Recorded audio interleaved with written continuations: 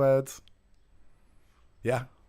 Hello, friends. Welcome to the Doing Better Show. I am Oliver Ox, and as promised, we have a very exciting guest today. Someone I've actually been wanting to talk to for like 5 years now. So I'm super amped, and she doesn't know that, so that's even better. I'll get to explain all that. This is Melissa Blazek, who was from 2020 to 2022. Is that correct?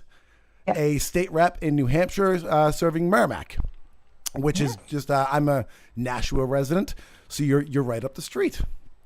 It's true. Yeah, we're neighbors. Thank you so much for joining us. Thanks for having me. I'm excited to do this. So you came onto my radar with it was before it was Rebuild New Hampshire, it was Reopen New Hampshire. Is that correct? Oh no, we got computer freezing on me. Sorry, I got a computer freeze for a second. Are you back with me? Looks good to me. Okay, good. Sorry, Yeah. go ahead. Yeah, no, I was not an original founder of Reopen New Hampshire. So obviously that got started in early April of 2020 as part of the Reopen America movement. I was so desperate for any touchstone of sanity by early April of 2020 that I bothered these people that I had never met before enough that they let me join their board. So I have been involved with them. We had our first protest in front of the New Hampshire State House. I want to believe it was the second week of April in 2020, and I was there with my parents. I actually left my husband and my year-and-a-half-year-old at home. There had been a Reopen North Carolina protest where they were all arrested for protesting during a public health emergency. And they were just standing there in front of the State House. So I left my husband and my 1-year-old at home, and I said, come bail us out. And we went off there, and I became part of the board right after that. And I am now the executive director. We renamed ourselves by the end of that year to Rebuild NH. Was that your first time being involved in politics and that kind of stuff? Like, did that sort of launch you in, or were you already sort of in, getting involved in the first place? Probably paid attention to politics, especially state level politics, more than most people did, but I really was not involved. My parents were a bit involved in state level politics. Like, I was the kid that they put on the top of, cars to go through parades for like political candidates when they would come through New Hampshire. But they were just very cursory sort of involved in Republican politics in New Hampshire. And then, I went off to college and I had a whole other life and I wasn't, in tune at all. And then maybe during some of the years I was starting a business, and then I was getting married, and then I was pregnant, and I wasn't really at all. And then COVID really launched me in, and now it's a sickness, honestly. I I probably should be doing healthier things with my time and energy, but I'm totally sucked in. Well, that's awesome. So you came from a sort of conservative background to begin with? Yes. I think one of the things that was really interesting for me about COVID, and partially because it happened to me, but there was a lot of real political realignments. Like, Yes. I'm someone, I still have fairly progressive values, and I definitely came up on the left and was like very active on the left politically, to the point that I sort of had already abandoned the Democratic Party for being hacks and poor progressives. But when COVID came around, a little bit before, I had already been involved in the medical freedom movement a little bit. We were from Mass, and when the first bills to eliminate religious vaccine exemptions came out, I was very strongly against that, and I sort of got a little bit involved with a group in Mass. And for the first time, I found myself allied with people on the right, and it had never really happened to me before. And it seems like there's been a real shift in the whole political layout. The system seems like it's trying very hard to stick with old left and right, MSNBC and Fox News or whatever. But amongst people that I talk to, and I talk to a lot of people, it seems like those are sort of crumbling and people are realigning a little bit. Did you find yourself what was your experience getting involved in this movement, and were you surprised at the people you were aligning with?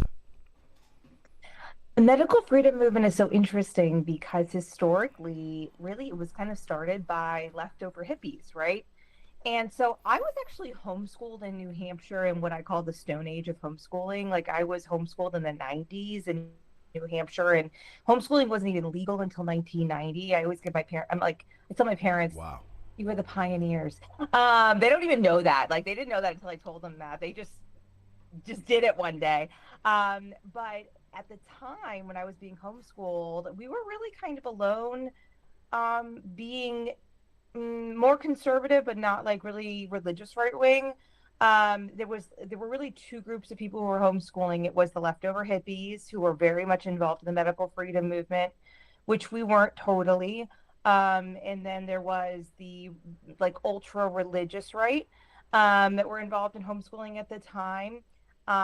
I had sort of a health reawakening myself when I was 25. I ended up in a circumstance like very sick and thinking that I was never going to be able to have children. And it led me down this whole um, different alternative health path. And that's sort of when I became a little bit more connected to the medical freedom movement. But I still sort of perceived it as being definitely, I could even see it then, definitely a mixture. So that was, 11, 12 years ago.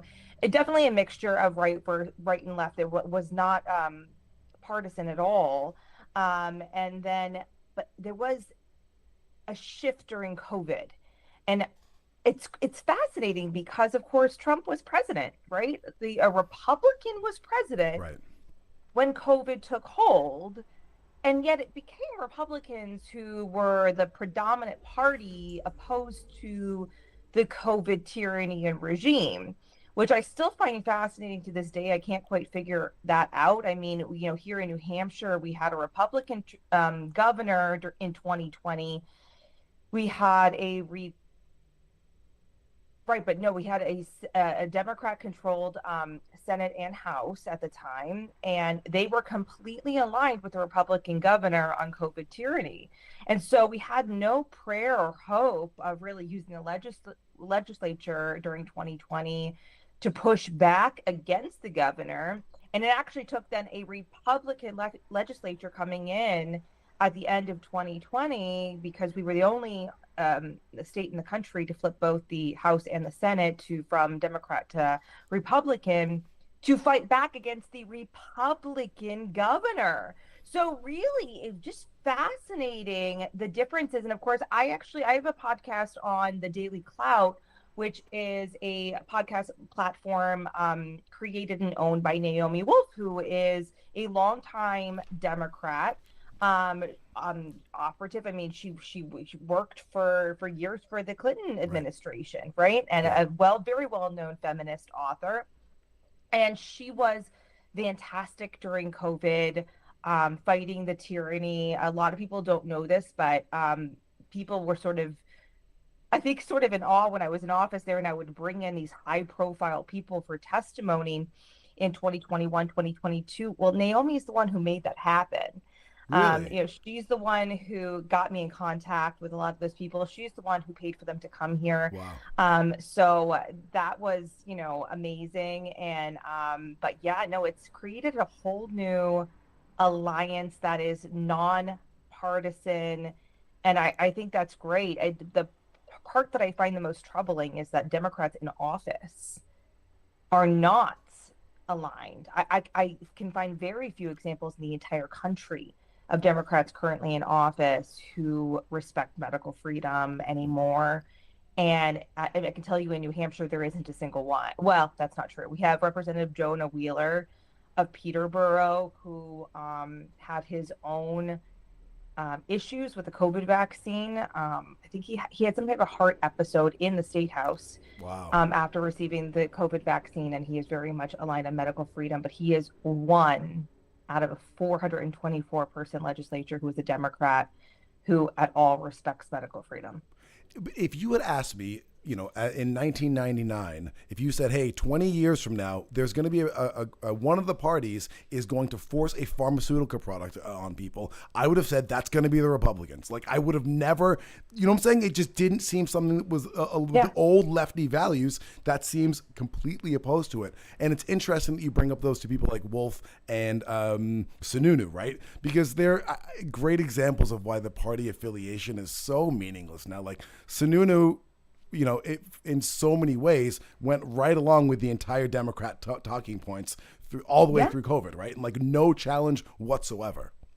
Yeah, he was very much locked. I always say he was locked in an ivory tower with Dr. Ben Chan, who's our state epidemiologist, and the two of them just. I listen.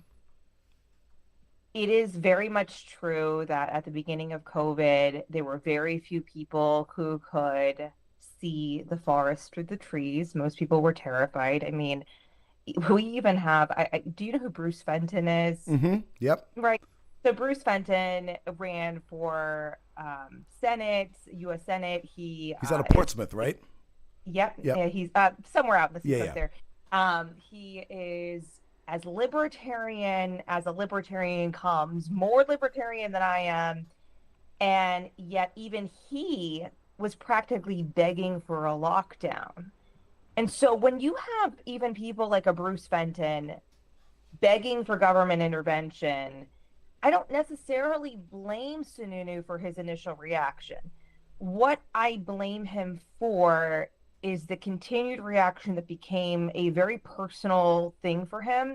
Like he couldn't see the data as it came to him. He couldn't get past like anybody criticizing him. I mean, truly, on his way out the door last year, he was still vetoing rebuild legislation, not because it was any big deal. I mean, Kelly Ayotte has been signing it. It's like, no, none of these things are controversial. It became a personal vendetta for him, right? Because he couldn't stand the criticism. So that was sort of his problem. But I don't necessarily blame people for their initial reaction. I was a big DeSantis fan. He did reopen Florida, but he initially did lock down Florida. I mean, I'm not like saying he didn't, but he was the only politician in the entire country of either party who admitted his wrongs after just weeks and apologized for it. I wish that politicians would learn a lesson from him and say, an apology goes a long way. But at the same time, Trump never walked back a single thing, and it hasn't cost him anything politically. Like among MAGA, the vaccines were very unpopular, the lockdowns were very unpopular, and he has never once said anything other than, it was the greatest thing ever. It makes me so sad and depressed, and I've thought a lot about this. Why is it? Why is it that the population allowed the COVID tyrants to just walk away scot-free? Because we did. I mean, look at the 2022 election. Yep. That was the next election afterwards, and not a single lockdown governor paid a single price.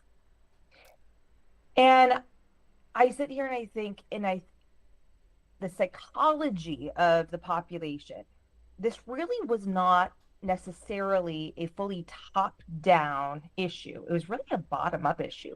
The people begged to be dominated by government. Okay, they really did. Think about your neighbors. They wanted to be controlled because they wanted to, quote, be safe, because they reacted out of an immense sense of fear. And so the same people are not going to sit back and punish the politicians for basically giving them what they want, because that would have to mean that they had to admit that they were not only wrong, but very, very stupid and fearful. And nobody wants to admit that. I mean, I think that's a sad fact about human psychology. There's very few people who have the ego strength to go, I made a mistake, I did the wrong thing. Here's how I was wrong, here's how I'm better now, etc. It was actually a big part of me wanting to start the show, is this idea of like, all the best people are always working on themselves, right? You're always saying, I'm trying to get better, I'm trying to get smarter, I'm trying to grow. So you mentioned that very few people sort of saw it for what it was in the beginning. Did you? I did, yeah. What was your, because I also did, but I would love. What was your lens that you saw that through that made you understand it? Because so, again, 1 in 50 people had that. What was the thing that helped you see through it? The 2 weeks to flatten the curve only made sense to me if it was a disease that would overwhelm the hospital system, that it would make sense to have a temporary slowing of infection of a novel virus. But number one, we were already getting data out of Italy, and it just did not seem possible to me that it would really overwhelm the hospital system, even with a mass influx of new infection. That was number one. Number two, um, this idea, remember, it was 2 weeks to flatten the curve. Within days became 2 weeks. This is in people's minds, became 2 weeks to ending COVID. It wasn't the flatten the curve thing for people literally meant we end COVID. And that I was like, that's an insanity. Like, if we could suddenly all lock people into their houses and end any virus in 2 weeks, then why haven't we done it for every other virus on the face of the planet? Well, yeah, I mean, I suppose we could all lock ourselves in solitary confinement, and then in 2 weeks, yeah, like every virus that's ever existed on the planet Earth would be gone, except we'd all be dead too. So, like, that logic, what I could not understand, and it haunted me. I didn't sleep for weeks because I could not understand how anybody could view that as basic logic. It was just a logical fallacy to me. And then when it became very clear that I actually did think at the beginning, okay, let's build some field hospitals. Because sure, if there is going to be a wave of a novel virus, sure, you want to have field hospitals. Yeah, you want to call up maybe doctors and nurses with expired licenses to help out. Sure, all of that made sense to me. But when they brought in all those ships into New York and they all stood empty, I Yeah. was like, so we're not even getting that.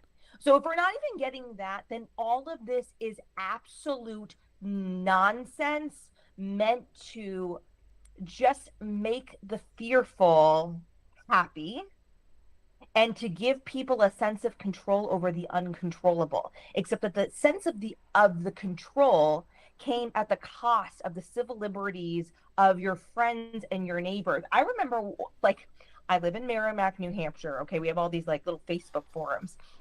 I had to get off all of them because 2 weeks into the lockdown, I saw people literally reporting and judging their neighbors for how many times they went to get gas, I because believe that it. meant they were outside of their house too much and touching too many things outside. And I thought, this is just a control mechanism. Now, I got a funny little story. So we're talking very early lockdown days, couple days into probably the official lockdown. Again, I have a child who is a year and a half old. I went out on a walk in the woods with her and my mother. My parents never bought into this. In fact, my parents called me on day one of lockdown and said they were older. So if there was ever a vulnerable, right, population, it was them. And they said we would rather die than to live out any more of our time without our family. So that is our choice, Wow. and you better respect that, and that's it. And so my mother and I went out on a walk through the woods with my daughter. She's like trailing behind us. I'm ranting, I'm raving. And all of a sudden, I hear a little voice behind me say, moron. And that was her first two-syllable word. I suppose it could have been worse. But that was her first two-syllable word, was listening to me rave and rant about the morons, because I there was no logic. It was purely fear-based intellect for people. They Yeah. could not power past their own fear. And to me, that was the thing that I identified as well. Remember the videos from China of people just like dropping dead in the streets? I So always knew that was fake. That was insane. so that was like right as soon as I saw those, I go, this is all bullshit. Like I know, because they're pressing the fear button, and the purpose of the fear button is to shut down the logic, right? Like you make people not think, and it was the whole way through. Like even like the sitting up and the standing down in the restaurants, like all this stuff, like you're like struggling with the logic, and it was so obviously illogical all It the was way through. so obviously, but I gotta tell you, I do think so. You probably know. about the FOIA emails with Fauci and everybody, Yep. about when the Great Barrington Yep. Declaration came out saying they need to swift and Takedown. what was Devastating. Yeah. swift Yeah. and Yeah. something, a devastating takedown Yep. of them.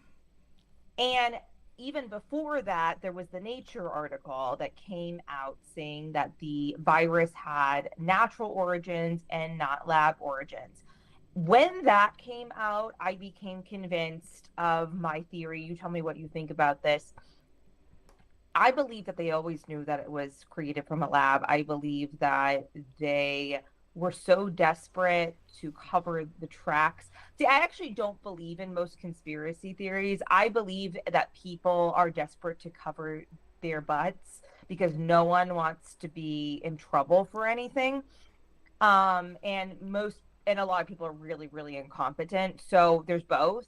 So I believe that they were so desperate to cover themselves when they knew for a fact that it came from a lab, that number one, they had that Nature article come out, and number two, they were actually really terrified that it did come from a lab, and they didn't really know what it was going to do, and so they felt like they actually maybe did need to do measures of pandemic Huh. um, mitigation that had never been done before. I mean, most people don't know that, but we've never handled a pandemic like No, this not ever at all. before. This was completely unprecedented. The bubonic, no plague has ever been treated like how we treated COVID. That was just a pure experiment, Right. actually, probably based off of a child's high school science project. That's not even a joke. Go look it up. Oh, the 6 feet But stuff. Yeah. yeah. Yeah. But I actually think that they were genuinely scared of what they had created in the lab at first. Then I think that they just became desperate for power, that then they just became desperate to, and politicians became desperate to assuage the fears of the population that they themselves had created. And it became out of control. That's a very interesting. I've never heard that theory before. Actually, I think it's a very interesting one. I apologize. We have a window open because it's hot in here, and we have motorcycles Oh, I driving don't by. hear That's all anything. the Go ahead. noise. Okay, good. Yeah. So I think that's a viable theory. My theory with COVID has always been none of what happened required a virus. Like I think if there, I'm not convinced that COVID is a thing. You really don't? Oh, I do. So no, I'm not saying I'm sure it's not. I'm not like one of these like there's no viruses people. I just Okay. don't. I didn't see anything during COVID that told me there was some new thing out here that was changing everything. So I didn't I did nothing. So like literally the moment they came out, I did an anti-lockdown. I purposely went out every single day. I ate Cumberland Farms pizza. I paid with cash and I didn't wash my hands. Like and I used No, to be I didn't do anything either. I I used actually to be tried going out more. yeah, and I used to be a crazy hand washer, and I was like, no, I'm washing my hands less now. And like, I literally was like, I am so convinced it's bullshit. I'm gonna do the opposite of every single thing they say. So like, I literally did, and I didn't see anything in my experience that was new, that was any different than any other flu season. Based I saw the hospitals change protocols in a way that killed people. I saw them There was definitely right, like a lot of that. ventilators And killed people, remdesivir killed people, like. no, absolutely. This blind adherence to government hospital protocol absolutely did, and I believe that's why the United States had one of the higher death rates of any country. Absolutely. I think it just would have been a regular novel flu virus season if we Yeah. had done nothing Yeah. different at all. And I don't think it was any different. I mean, Fauci's original paper that he came out with actually said he felt that it was on par with the seasonal flu, except for the fact that it was a novel strain. And Right. I actually think that was an accurate assessment at the beginning before fear and panic took over. And I think that if we had done nothing, there would have been a slight bump up, more on par with some really bad flu seasons, Okay. and we probably would have all moved on. Yeah. I don't believe that it was like, oh, well, we just replaced the flu numbers with the COVID numbers. No, it is a real, true scientific phenomenon that when one respiratory virus becomes predominant, another one actually kind of shuts off for a period of time. We've seen that throughout history. So this whole like, oh, we didn't have any flu during those years. Well, yeah, because we had a novel of another respiratory virus. Okay. So they replaced each other for a temporary period of time. Now they've become integrated again. But yeah, no, I would generally agree that it probably would have been tougher for doctors and hospitals to keep up with, like maybe on par with the 1968 flu pandemic, something like that. I remember my mother telling me about that. She was like 13. She got a really bad flu. She was out of school for a month. Wow. She lost a ton of weight. Her doctors were very concerned about her. It was a really bad flu year in the 60s. I don't know Yes, about that. they did know a couple people who died of the flu. When was the last time you heard somebody dying of the flu, right? But no one panicked. No one changed their life. We didn't lock down the world. No one wore masks. No one stayed home. I mean, it was ridiculous, right? We so went beyond and above. And so I got into office then in early 2021, and I was guns blazing. Like, I told everybody, I don't care if I never do this again. I am here to draw the sword first and charge into battle first. So Okay. let me take you back a second though, because Yeah. I'm really interested in this part of the story. So what local politics I think are so important, and so many people are divorced from local politics, so obsessed with Yes. national politics that we have so little control over, and so don't pay attention to local politics that we Amen. have so much control over. So I anytime we have a story of someone getting into local politics, I want to make sure we highlight it. So what was this process like? How did you decide you're like, I'm gonna run? What did you have to do to run? What was hard? What made you successful, etc.? Oh, wow. That's a great story. So I was very involved with the Reopen New Hampshire board then April, May. By May, it became obvious to us that, the governor was sitting in his ivory tower. We really were probably not going to directly influence him much, although we do take the reopening the beaches as a personal win, because he reopened the beaches hours before our Reopen the Beaches protest. But I remember anyway, that. yes.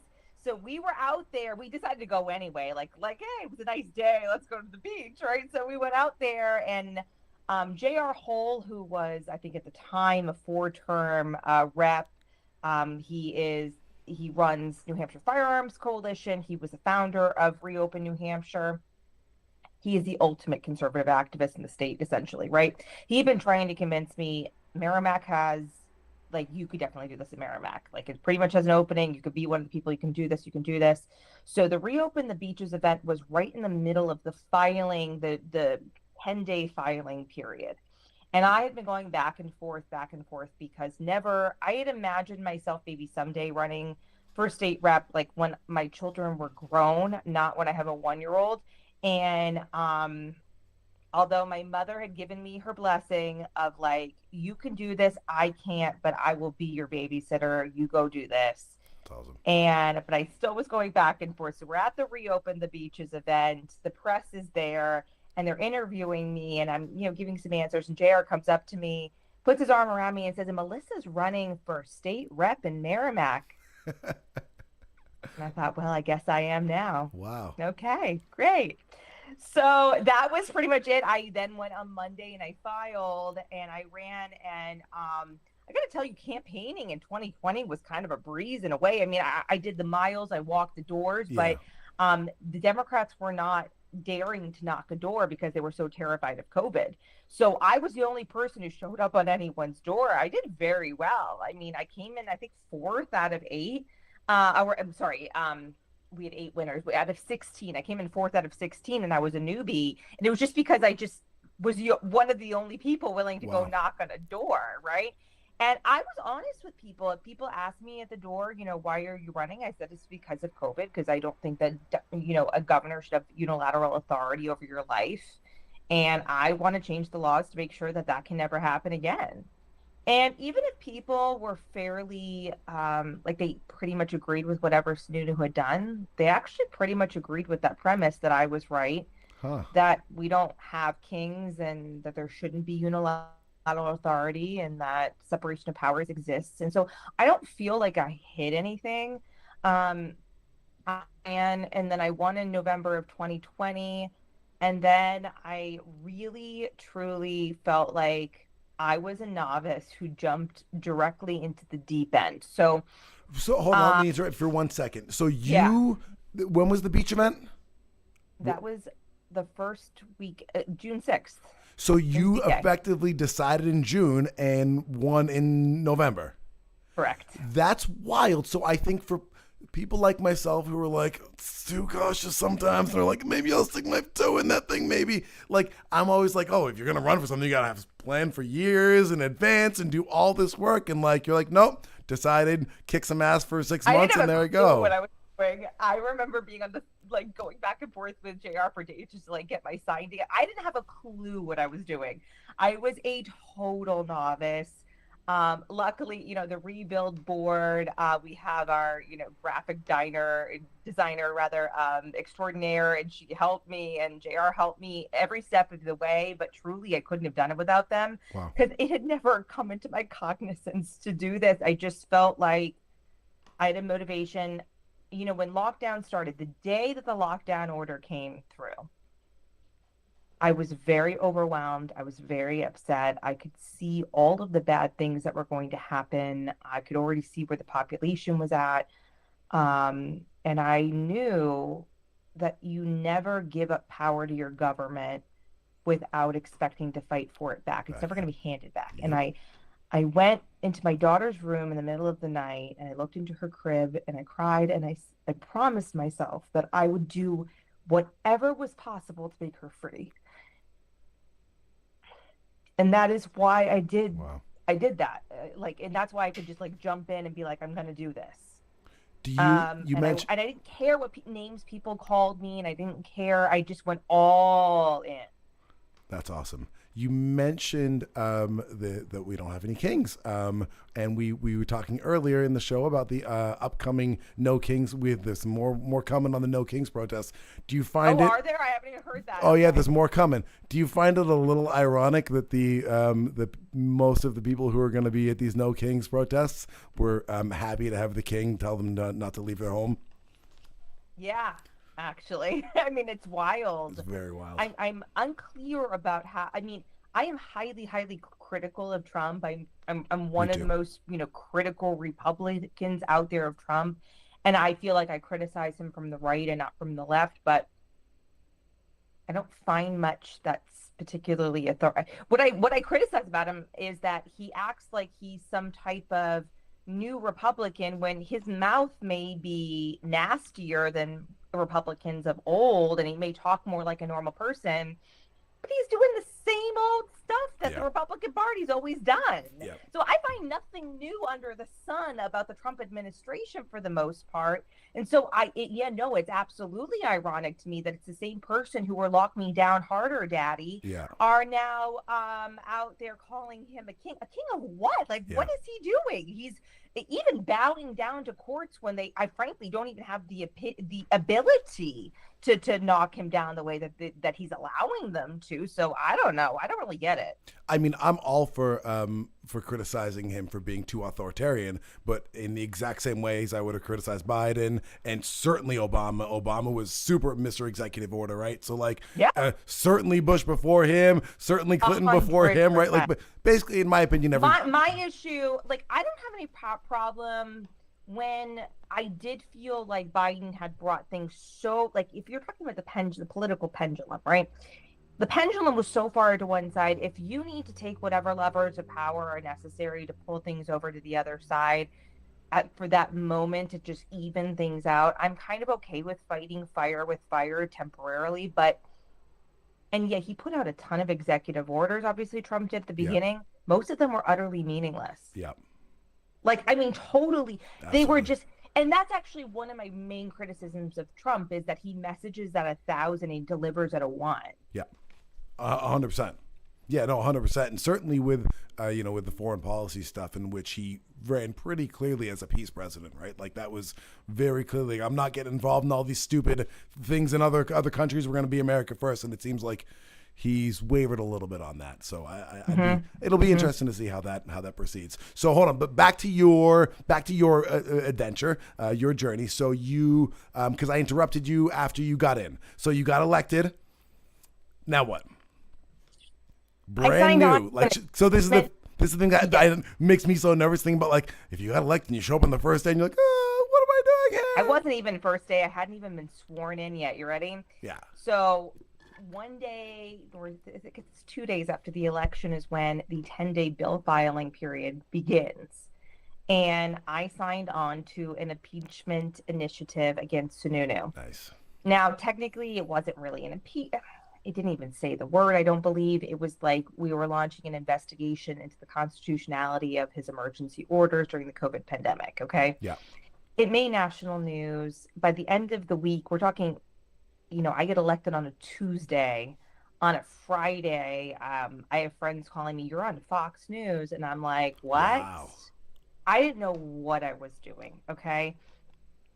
I had just I didn't know how to swim, and I dove straight first into the deep end. Wow.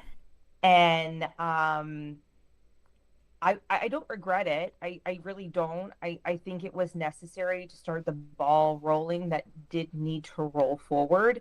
So at the time, the speaker or the guy who was going to be elected Speaker of the House, because remember, we haven't gotten sworn in yet, so we haven't had speaker elections yet. But the guy who everybody knew was going to be speaker was also a Merrimack rep.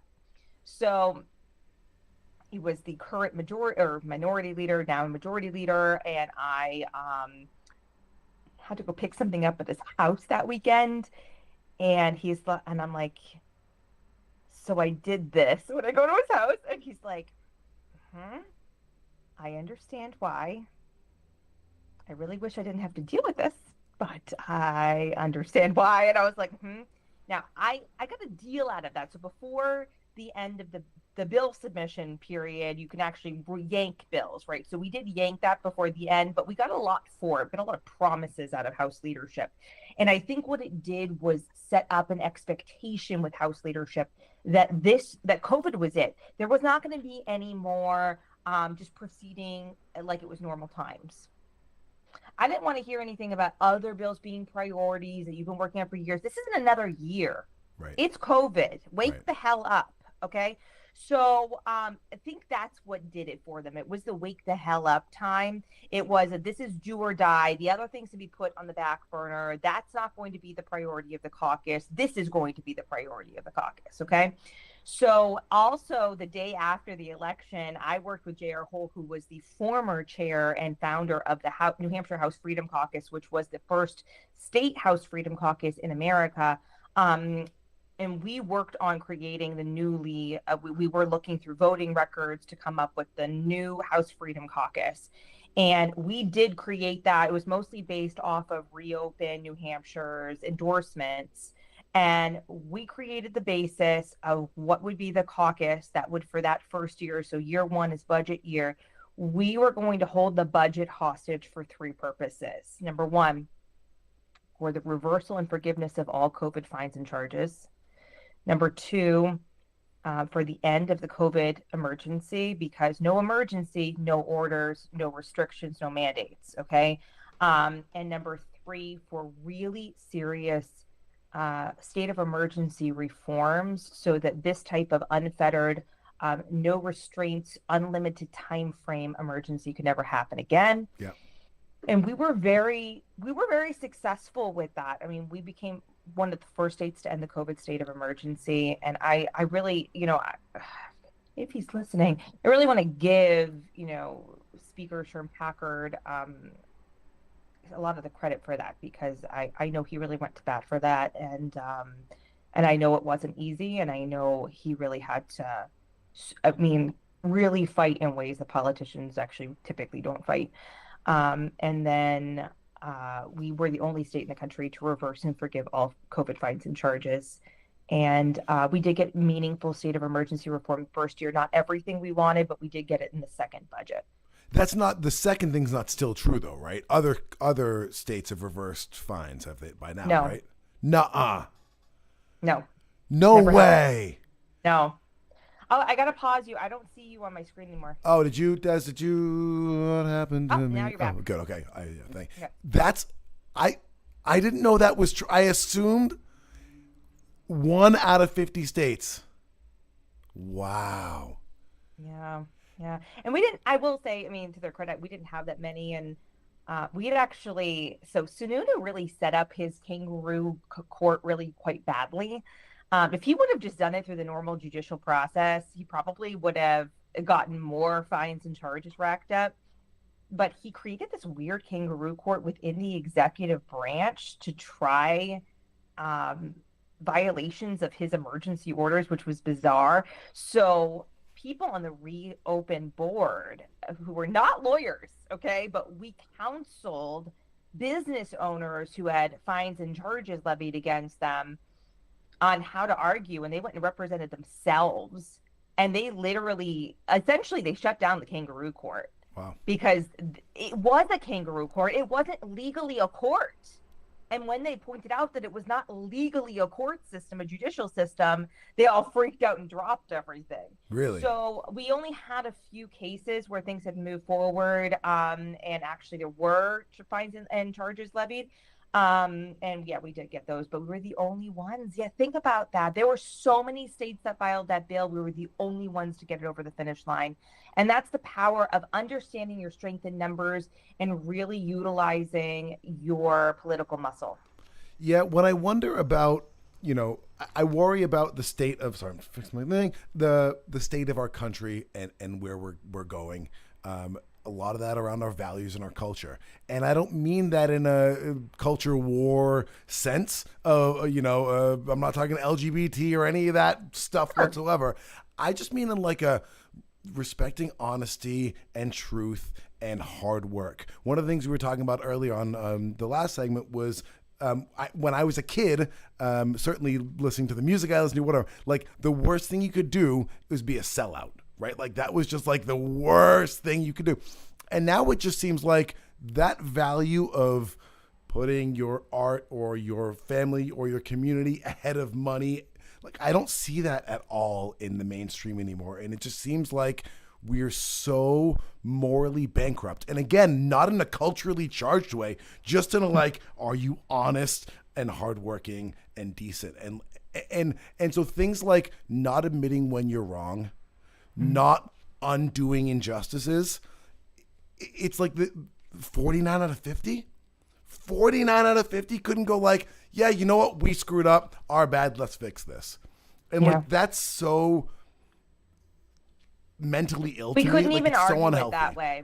So we couldn't argue like, oh, we messed up. Let's move on. It was like, well, we're going to end the emergency, and lots of things happen, and wouldn't it be best if we all just move forward with a clean slate? That was really the only way we could even argue it, because no one wanted to admit that they were wrong.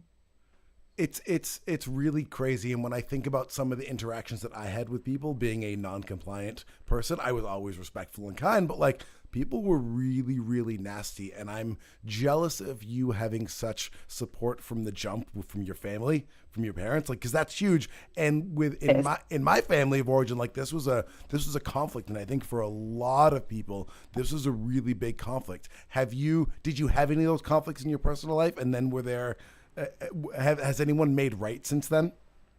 Something I talk about with a lot of people who are in my in-laws were sort of in between. They would still see us. They were compliant, but they would still see us. So I not really.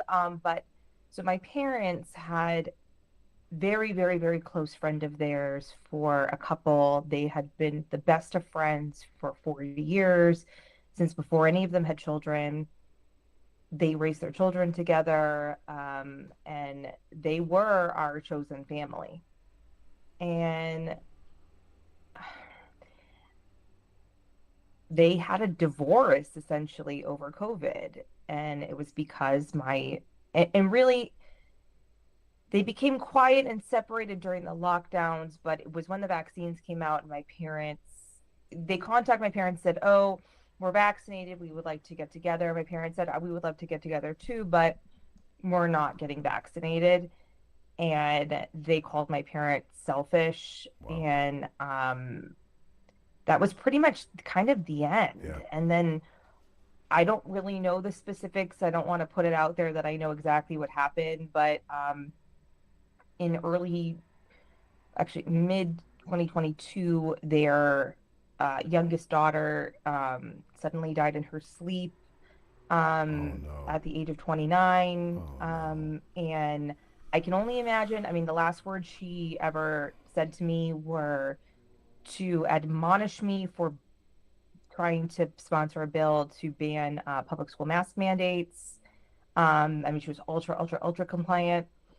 And I'm not saying I know exactly that was it, Yeah. but I can't imagine what else. Yeah. But that's been it. Yeah. I mean, and really, we lost them. They have never admitted that they were wrong. They will never admit Yeah. that there was anything wrong. And even after, I mean, they didn't even do an autopsy.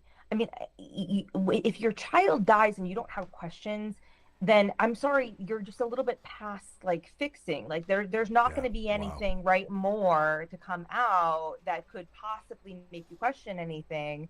Um, but yeah, no, I think most people, right? They either quietly just sort of accepted that, never talked about it again, and kind of went back to things being normal. I don't know of anybody who got an apology for being wrong. I did. Do you? Okay. Yeah, I got a couple of people.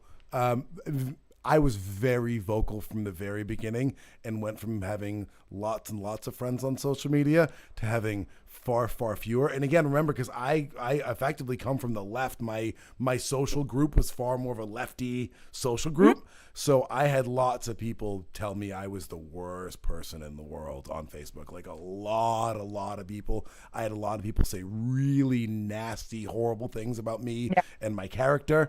And now that everything I predicted came true and nothing they predicted came true, none of those people have had done anything. I've had a few people close to me who were like, "Yeah, you were right, my bad." And that, like, the people that are close, that mean it means the world to me. Not that I need the validation or anything, but just to it does mean the world to know that it wasn't all for naught. And there were a few people who my voice mattered.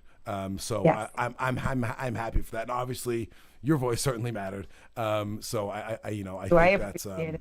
yeah, I think that's great. It's such a hard thing as well because nobody in the mainstream even like flirted with being honest, right? Like Chris Cuomo Yeah. came out about a year ago and was like, "Oh, actually, everything was wrong." Whatever. Like ivermectin wasn't that bad. How do we think that? So there's a few people like that who like pretended they weren't wrong from the very beginning, but there was Yep. never any like, "Hey, all those things we said are false," right? And I think it's similar to why I think they got Trump elected, quite frankly. Certainly the second time, with the amount of things they said that were false, and they never came back and were like, "Oh, actually."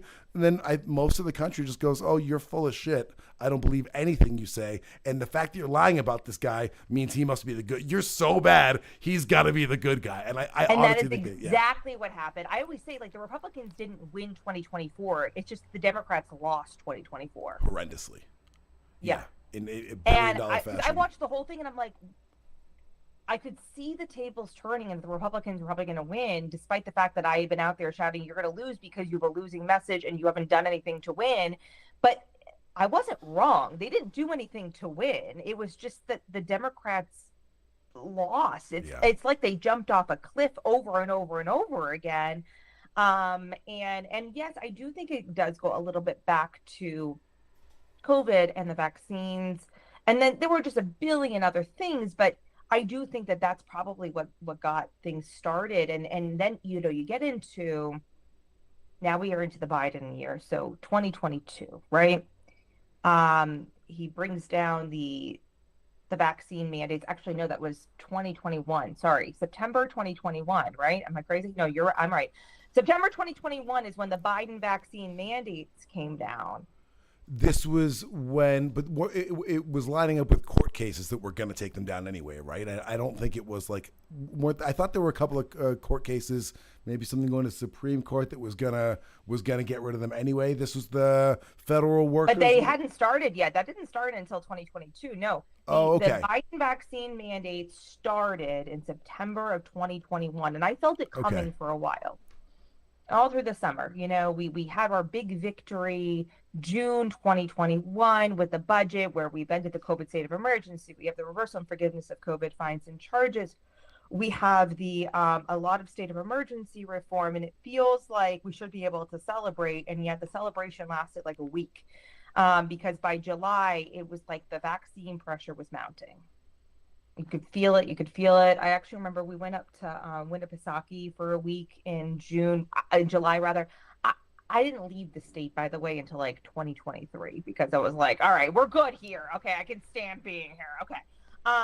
But okay, so it's July 2021. We went up to Winnipesaukee for like a week's vacation, and I'm watching the news, and I'm like, I can feel something big is shifting. Something big is happening.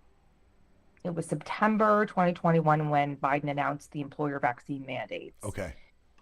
And I lost my mind. I mean, I truly lost my mind. I remember, I mean, who the hell was I? I was just in like a freshman rep. But I emailed the entire Republican caucus and I'm like, I'm having my own caucus. So we have some Zoom call where everyone hand rings and like, what can we do? It's a federal thing. There's nothing the state can do. And I'm like, I'm not accepting that. And even if it's just as simple as we have a press conference where we sit there and we tell people like we hear you and we understand, that's at least something. That is something, yeah. And so I wrote up a press release for a Republican caucus or a Republican press conference in the front steps of the state house for a specific day and time. And I sent it out to the House Republican caucus and I said, who wants to join me? I don't care if I'm the only one there. And it got an overwhelming response, so overwhelming that within 12 hours, I got a call from the speaker's office saying Speaker Packard wants to take this over and he wants to do the press conference himself. And I was like, that's great because a press conference coming from a speaker is way more effective than coming from some stupid freshman rep. But what I didn't tell him, and I kept very, very quiet, was that so typically press conferences are done in like the lobby of the state house or in the lobby of the legislative office building. I had made it on the front steps of the state house for a reason. And he actually didn't change the location of the press release when he sent it out. Well, I didn't tell him why I had done that. I did it because I planned to make it into a rally. Okay. And in 24 hours, I sent out a notice and I got like 600 people to show up. Okay. People were angry. And the speaker and House leadership and all these reps kept coming up to me being like, they didn't even ask you to speak. And I was like, no. And that's fine because they're the ones who need to hear the message. I don't need to hear anything. I already got it. They all get up there. They've never dealt with medical freedom legislation before. They don't have a clue what it means. They have never really even dealt with healthcare legislation before. They had nothing but like sweet words to say, and people were screaming at them. They got harassed and harangued by this crowd. And then press conference is over. I follow all the reps back into the building. And I was skipping down the halls and they're shaking in their boots. I've never seen politicians shake in their boots like that. They were terrified. And they're all saying, I don't know what we're going to do. What are we going to do? What are we going to do? We have to do something. Just sitting there being like, oh, what are they going to ask for help? That's great. So ultimately, that same day, the Speaker of the House filed a bill, which was also the only bill like this in the entire country.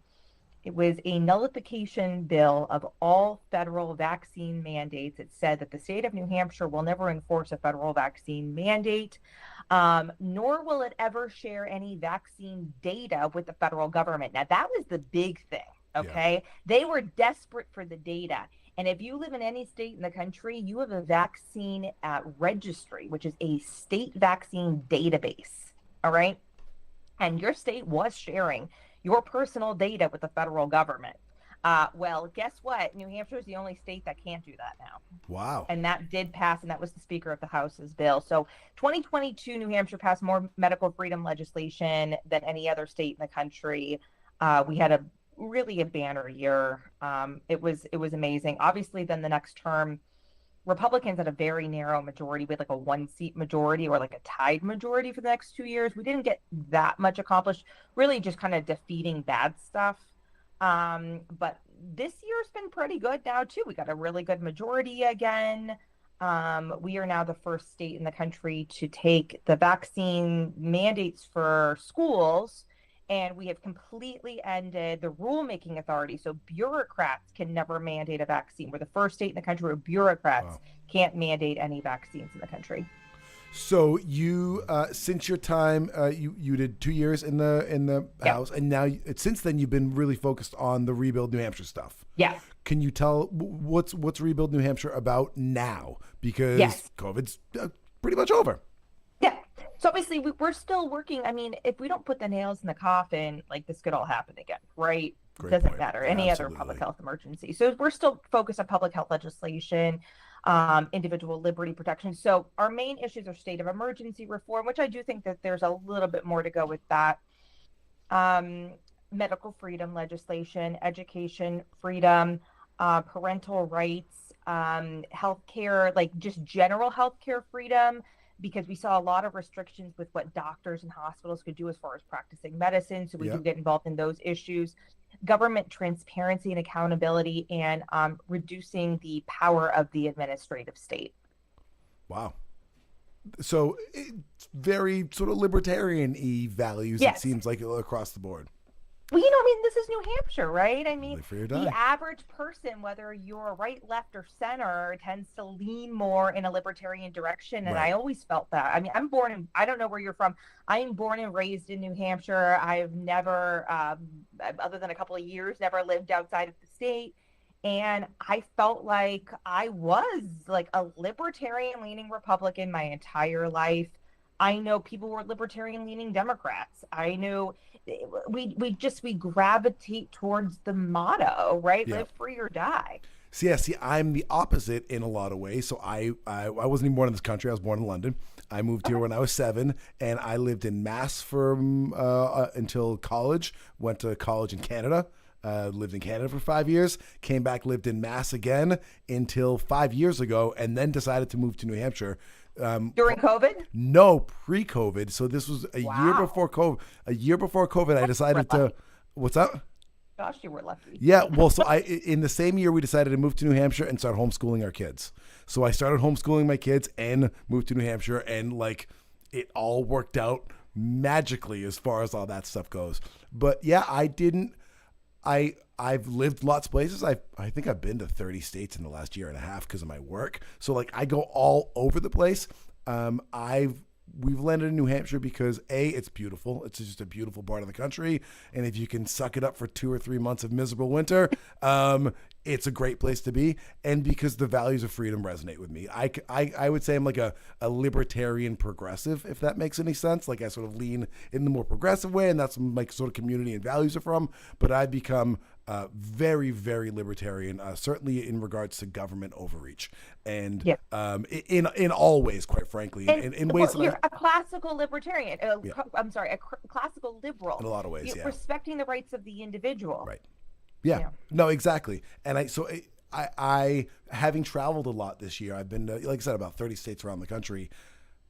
I'm always happy to come back to New Hampshire. Like no matter where I go, and there's some great places. I love visiting other places. I go, oh, I could live here, but I like New Hampshire better. And and we're right now shooting from our little studio in Lawrence, Mass, which is one of my favorite places in the world as well. If the New Hampshire border would move 10 miles south, I would live in Lawrence. But so it goes. Yeah. But anyway, I just think it's been such an interesting time to be alive the last few years, and it's so. I love talking to people like you because it's a reminder that we make this world. It's very easy, especially in the days of the screen, in the days of 24/7 media and a government that feels everywhere all the time. It's very easy to feel like you're just riding the ride and there's nothing we can do but complain. And even when we protest, we mostly just kick and yell and scream, and seeing you say no, I'm gonna go. I'm driving this train. I'm driving this car. I'm gonna make this what it's gonna be. It's amazingly inspirational, and seeing the actual real changes that you've made is awesome. I think you're making New Hampshire what it is and making it this sort of freedom first place. And I think the medical freedom movement and the reopen and the rebuild movement are just these wonderfully principled movements. And that's what we need. We need people who are going to be principled, not partisan, and people who are going to be driven by ideas and passion and not negativity and tribalism. And Yep. I think so much as we look out into the world, we see everything feels very tribal, very overwhelming, but it's really not. And I think the more that we have real conversations with real people, we realize this is all in our control. We can absolutely dictate the situation around us. And I love that message. So, I mean, a little bit of a plug. I have a show called The Liberty Lobbyist because the first time, so I am technically a lobbyist, so I have to wear an orange badge in the State House now because Rebuild pays me 5 cents, and if they pay you 5 cents, they pay you 1 cent. You got to be a lobbyist. So, but it kind of gave me the ick to put on a lobbyist badge. I felt like I needed a shower or something. But I really am one of the only lobbyists in New Hampshire that does not represent any financial interests. I am completely crowdsourced. I like to call myself a crowdsourced lobbyist. I am made possible by individual small donations from just random people who donate to Rebuild, and I want to be able to be there to be sort of a watchdog for Rebuild, for myself, for my family, for everybody else, and I have the availability to be able to do that. But I have a show called The Liberty Lobbyist where I try to give people tools that they can utilize to be able to do this, because I'm nobody. I'm not anybody special. I'm just a person who decided to do this. And I'm telling you, it's not that hard. People look at politics and they think that all of politics is DC. Yes. And that is, I don't have any tools in my toolbox really to influence what happens in DC. Okay. That is a machine that the cogs are all broken. It's rolling down the hill, and I don't know what we do about that, but I really don't think there's anything to be done about it. But we live in a system of government that has the beauty of federalism, and we do have the individual, and I am telling you, anybody out there has the tools to affect change at their state and local level, as long as you understand how to do it. There is a tool set that you need to have. There is a set of skills that you need to learn, but they're very attainable. And you can go out and you can do that. Is it frustrating at times? Absolutely, because the legislative process isn't easy on purpose. That's a feature, not a bug. Okay. Right. But it is something that you can learn to master and to dominate in a way that people do who have lots of money. I beat people. I am always the only lobbyist on one side of the bill while every other lobbyist is on the other side. I can go to any single bill hearing and know I will be the only orange badge on that side of the bill. Always. I beat them more times than not, because it takes the power of putting people together to create pressure behind politicians. That is really all it takes at the end of the day. And I think there's a bit of a paradox certainly in liberty leading politics, is that if you said like the ick around around putting on the lobbyist badge, but if you don't do it, they will. They have no ick, right? Like the corporations have no morals whatsoever. They have no sense of decency or normalcy. All they care about is money. Money and control, right? It gets even worse. They'll actually, so there's this group, what is it called? It's a new group as of this year. It's like New Hampshire Families for Vaccines. Okay, this is just a great example. Okay, and they make themselves look like a group of soccer moms who are like some grassroots, or who's just like, I'm just a concerned mother. No, you're not. You're literally created by a national organization that is completely funded by pharma. 100% funded by pharma. That is how much they have. No scruples whatsoever. They will go and create sub-orgs and make it look like it's the soccer mom next door, when it's literally a pharma scientist being paid for by Pfizer. Yeah. No, exactly. And we have to go out and do these things. We have to be willing to go get our feet dirty. And I think as well with with libertarian leading things, we tend to go, oh, well, we don't want government being in charge of that. But then the federal government just steps in and steps into that vacuum, right? So like even the liberty. That's a great way of saying it. Yeah. Yeah. So like no matter how libertarian you are, you know that the federal government is not. And the more power that we take locally, the less power that they have to assert, the less vacuum there is to step into. Yeah. And one of my bigger challenges when Republicans are in power at the federal level is that I sort of have to fight against Republicans at the state level who even think like, I can go to sleep now. Yeah. Everything's being taken care of. I'm like, nothing's changed. Okay. They put on a different color t-shirt. Yeah. Okay.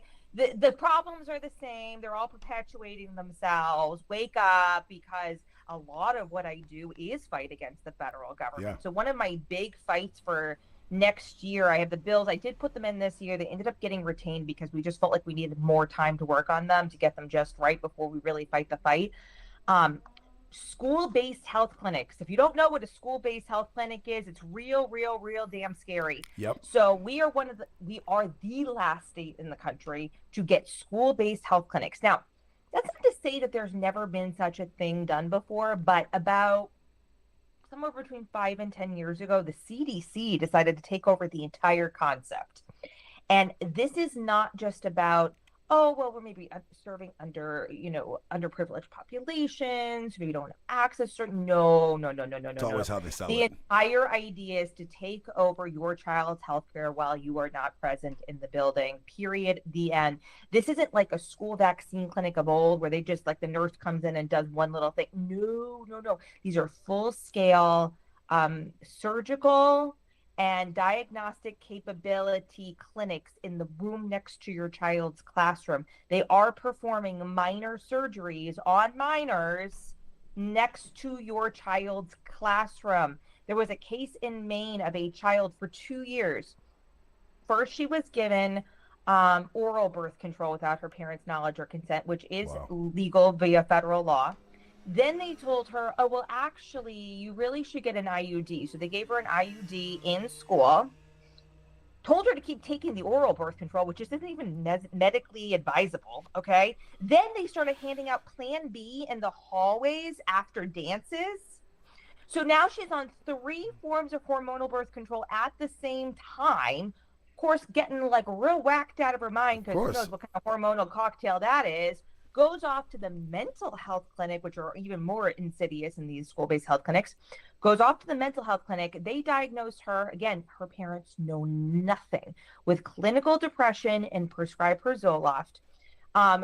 So what happens when a child is on meds in schools without their parents' knowledge or consent necessarily, although in Maine, it was actually legally required the parents have knowledge and consent of the Zoloft, but they were just breaking out the laws because once you send a child off to that black box, you don't have a clue what's happening to them all day. Let's be real.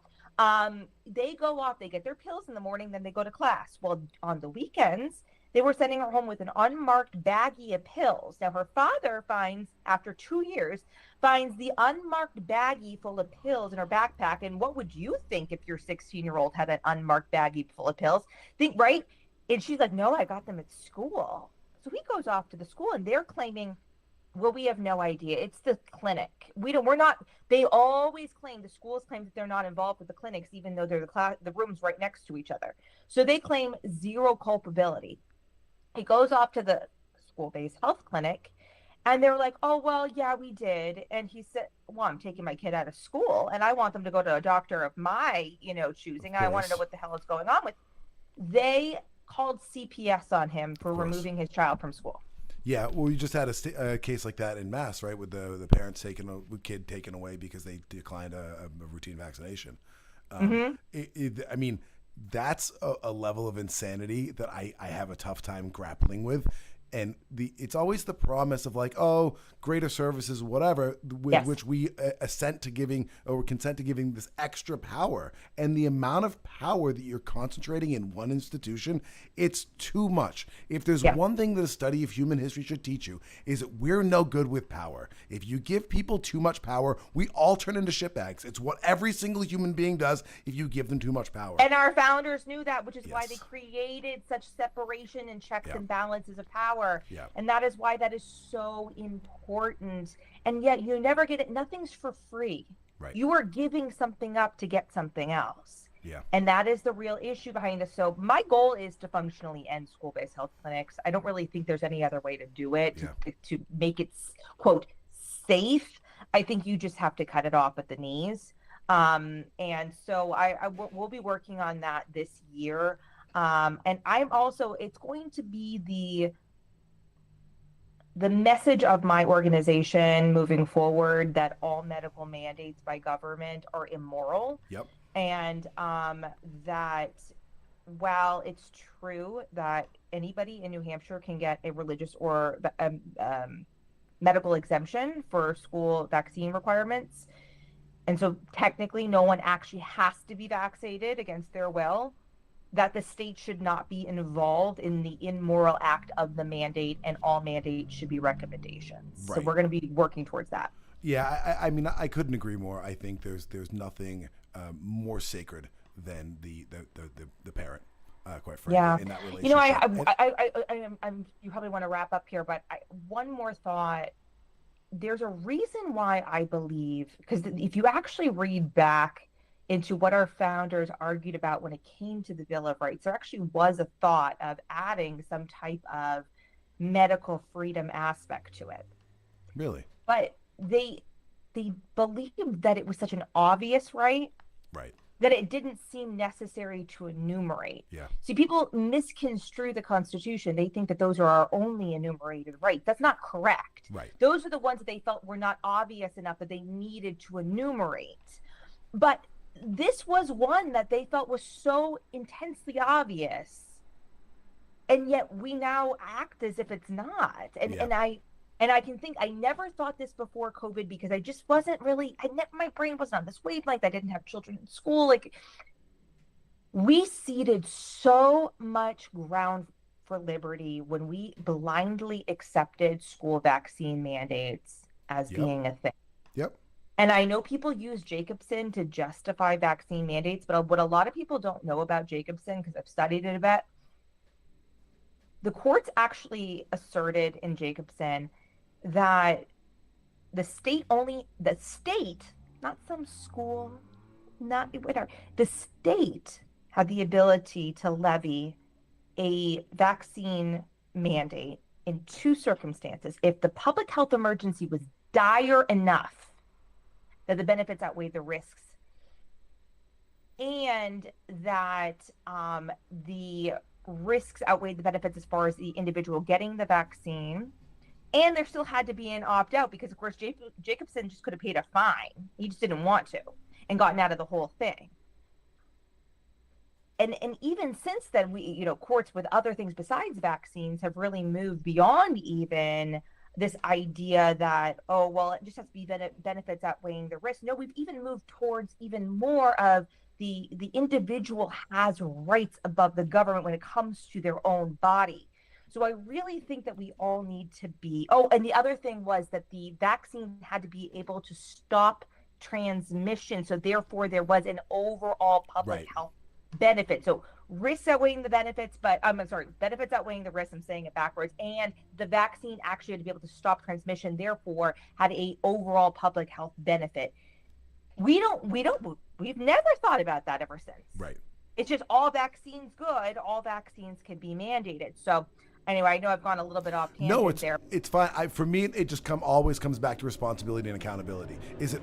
As a parent, I'm responsible and accountable for my kids. If that shot gets my kid sick, I'm the one taking care of my kid, right? Like, I will be paying the medical bills, driving him to the hospital, You, Mr. Government, you're not responsible or accountable. You, Mr. Pfizer, you're not responsible and accountable. And that's the other thing. Since 86, right? Like, and to me, the 86 Act is the thing above all else that I find an insult to capitalism and freedom, quite frankly. It is. And the very basis of capitalism and consumer protections is the ability to sue. And if you cannot sue for injuries, there's no reason for them to make the thing safe. And I think that's 100%. And we the could CARES solve Act. a lot of the medical freedom issue if we could just repeal that. Yep, 100%. And yet, have you seen any of the Maha movement been about that?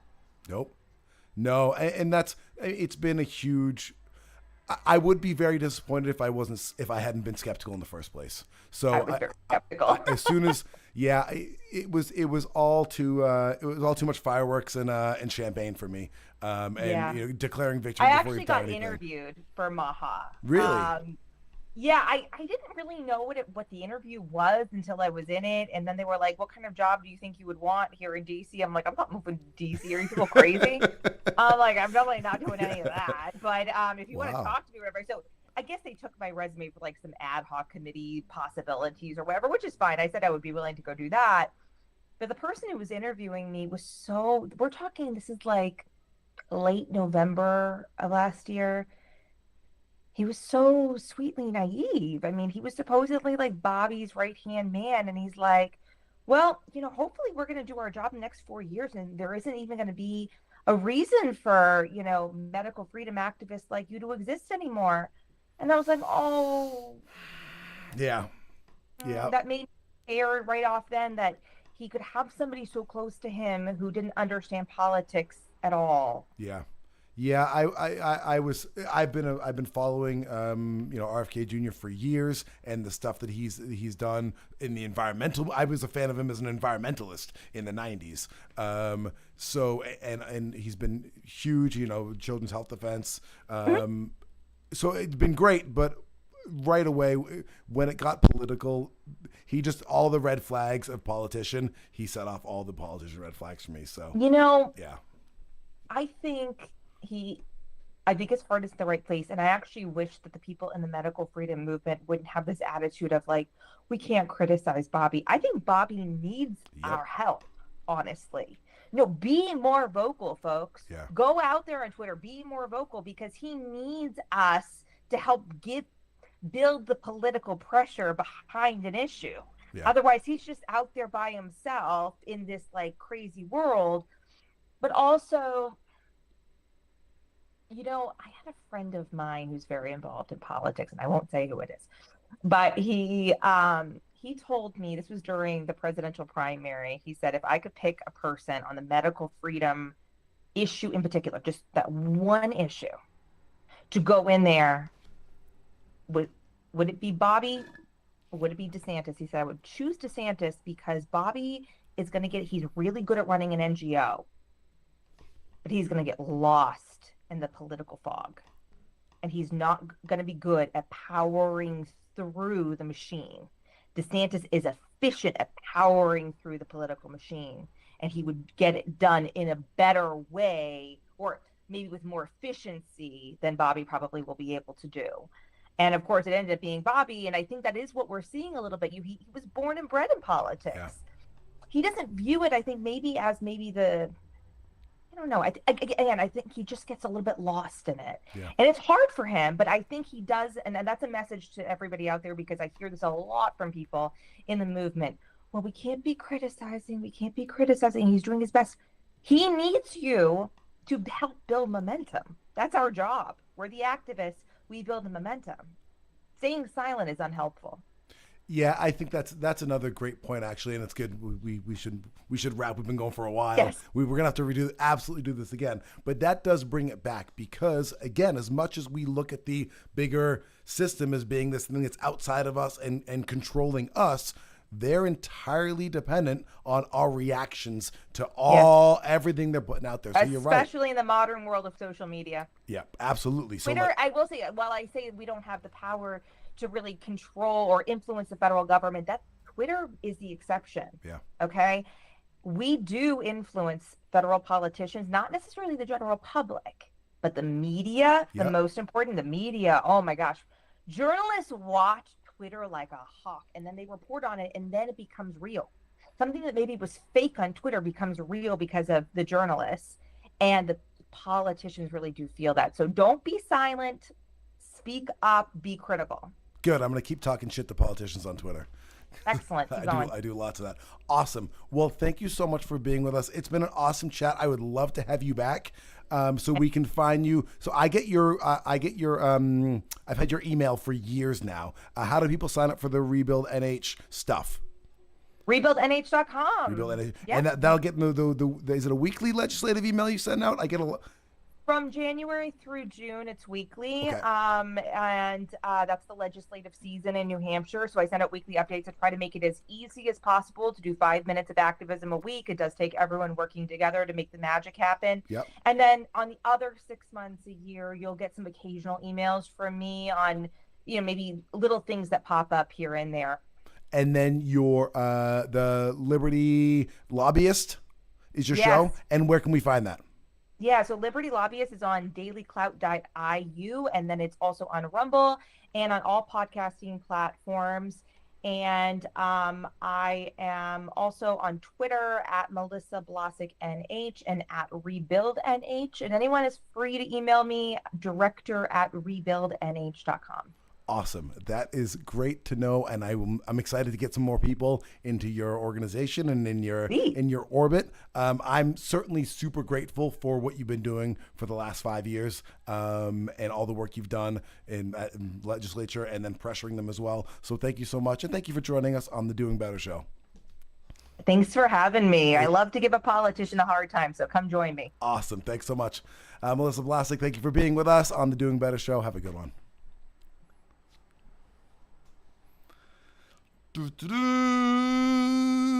And the call for everyone, and that is us for the Doing Better show. That was awesome. If you're still with us, thank you very much for sticking around. I really enjoyed that conversation. Melissa is someone who I find very inspiring, and agreeing with everybody on every single thing in politics is not only not a prerequisite, it's not a real thing. You're not going to agree with everybody on everything, and you shouldn't. That's not what complex, wonderful human beings should do. So please go ahead and get involved in some way, shape, or form. You know you can, and you know you should, even if it's just talking shit to politicians on Twitter like me. Thank you guys so much for joining us. We will be back next week. We got a great guest. We'll do some local news again. We'll do our Sunday Sanity Check. It'll be the weekend after July 4th, so we'll get to share some stories from our long weekend. I hope you guys all are safe and happy and spending time with family as much as possible over this next week. Thank you guys for joining us. I am Oliver Ox. This has been the Doing Better show.